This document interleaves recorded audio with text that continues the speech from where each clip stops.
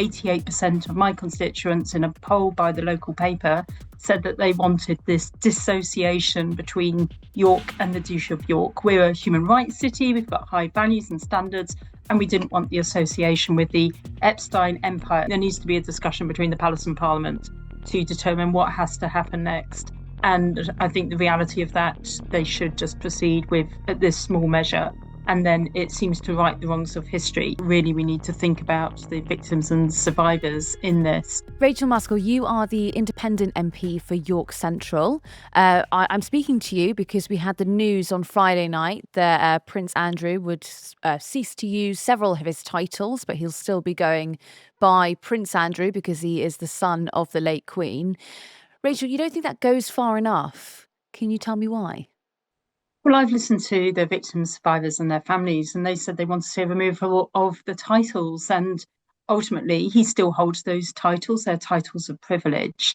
And he cannot remove them himself, and nor can the king remove them from him.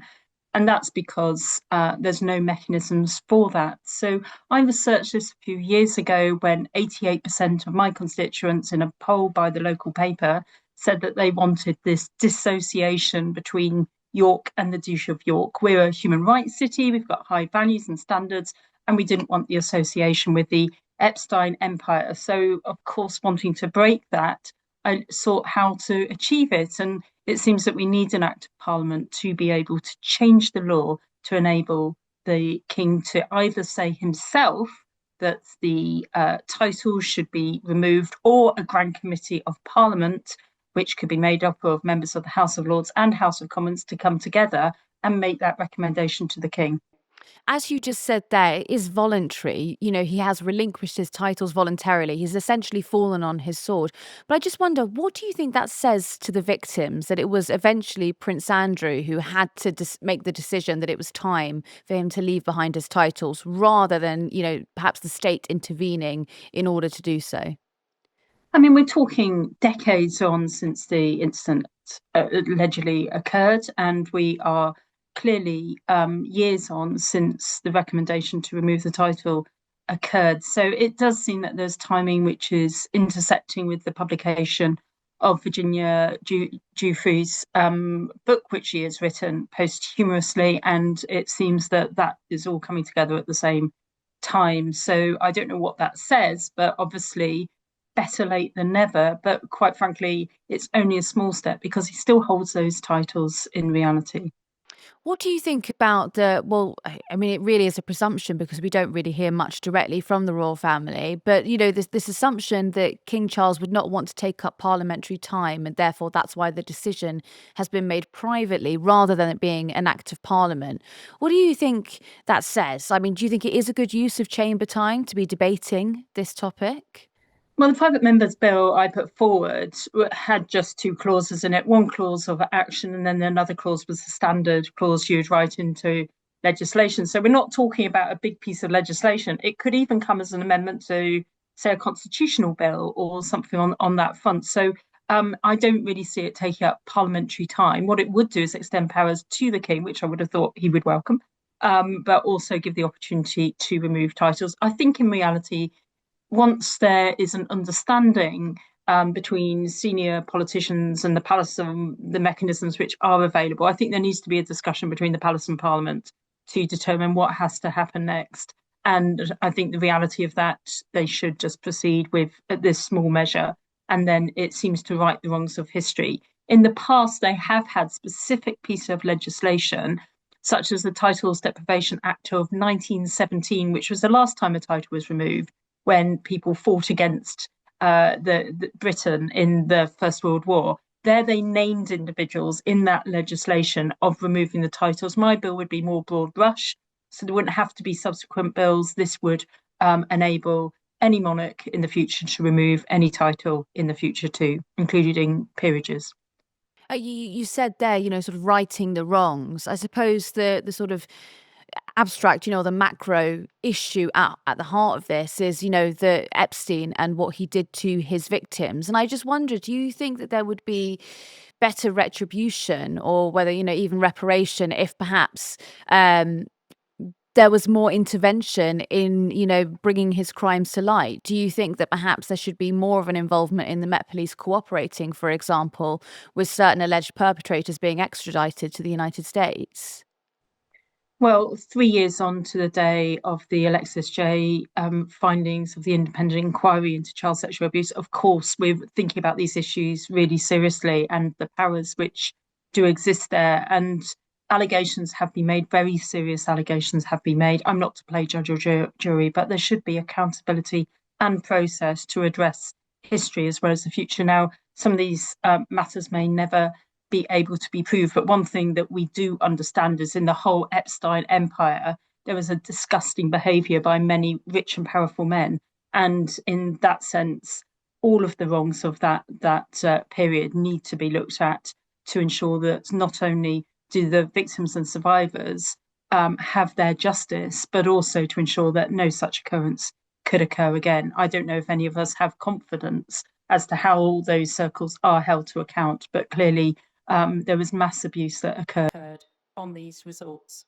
And would you like to see further intervention, say, from the Labour government? I mean, you are sitting as an independent, but that is because you're currently suspended over, vote. I think it was standing up for against welfare cuts that were proposed by the government just before the previous recess before the summer. Ed Miliband yesterday said that it was right that Prince Andrew lost his title, but it was a matter for the royal family. Do you think there should be a heavier intervention from the government at this point in time? Well, first of all, I'd just say I'm Labour to the core, Labour through and through. So I'm still a member of the Labour Party and I see myself as Labour. And I don't know if Ed Miliband knows nuances of the legislation and where the law sits. I doubt many colleagues do because it's incredibly technical. I certainly didn't until I researched it, and therefore, I'm sure people will look at the opportunity to legislate if that is a proposal before them. So I kind of held it in that space that lots of my colleagues really don't know what the process is. And why should we? These aren't everyday matters which are filling our inboxes on normal occasions. However, being the MP for York, it certainly is filling mine at the moment.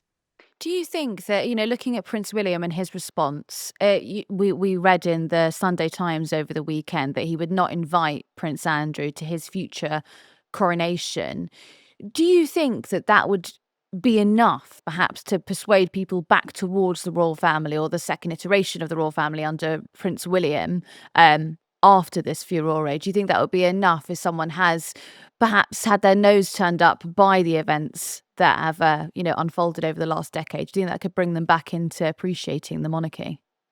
William said that he wants to re-engineer the way that the role is played in at some point in the future, and we'll see what that looks like. However, I do think that the issues of transparency and scrutiny are really important, and there's big questions out there, obviously, about this police investigation, which the London Met has been asked to look into.